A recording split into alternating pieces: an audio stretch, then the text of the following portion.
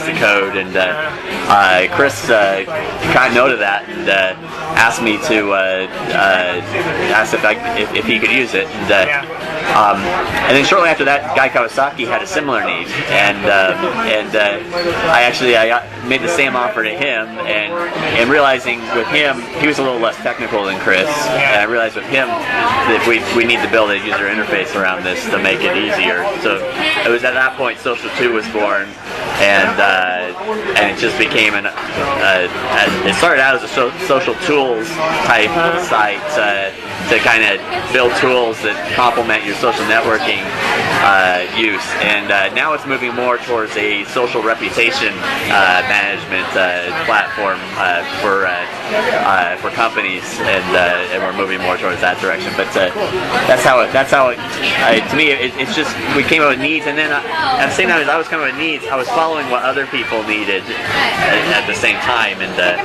yes. Kind of a long story, but no, it's interesting. I'm kind of learning myself how to effectively use Twitter, so it's interesting to hear. The key is relationships. And you don't have to do it just on Twitter. In fact, Facebook is almost more effective now. And if I were to start over again, I'd probably start on Facebook now, with a Facebook page, and in conjunction with my personal account. But if you're focusing on genuine relationships with people, like with Guy and Chris, I noticed they had a need, and I offered to help. I just genuinely wanted to help. I wasn't doing it to try and get their interest in me or anything like that. And in fact, I don't even think I knew very much of who they were at the time when I approached them.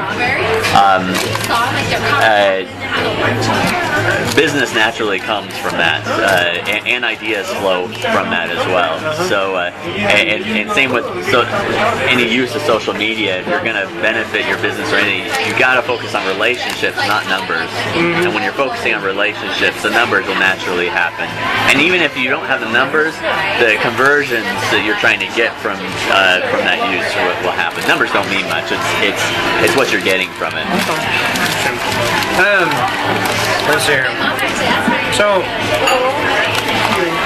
I mean, it seems like the social space, I guess, is changing very rapidly with a lot of technology. I mean, how do you, as kind of an expert, stay ahead of the curve with that, and I guess stay on top of your game so that you're able to do what you do? A lot of it, I'm just doing what makes sense.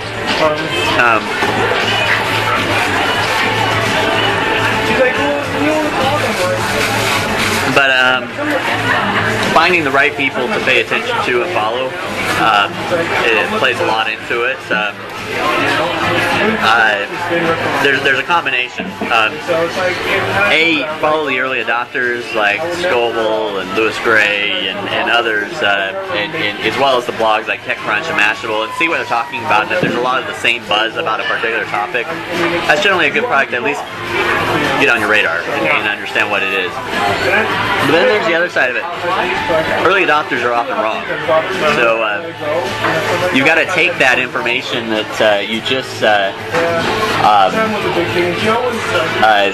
got from these sources and determine, well, how is that actually going to help me? How is that going to help a brand? How is that going to help a business? And not just by building numbers, but how is it going to actually help them build customers and build build value from that? And how is it going to help their reputation and improve their reputation? And once you can answer those questions with these popular technologies, then you know you've got something that's going to stick.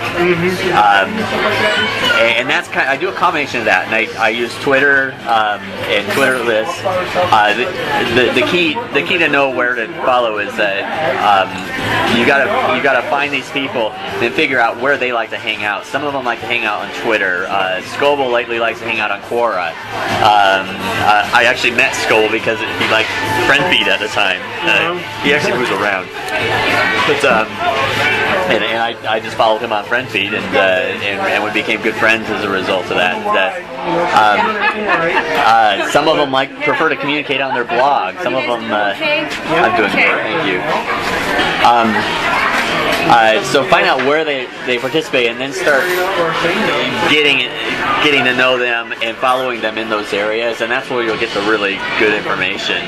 And then find blogs that from that you'll naturally find blogs and find information, and use RSS. Get a Google Reader account and start subscribing to your favorite blogs. I like to make it a point to subscribe to Utah blogs whenever I can, if I can find a good tech blog from Utah that makes sense, and that way I'm helping to promote Utah when I can too.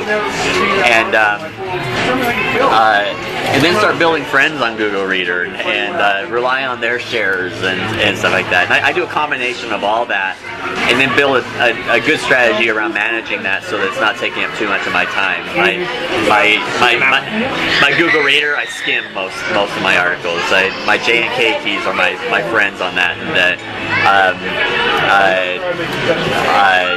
I have numerous Twitter lists that I have open in TweetDeck that I skim through, but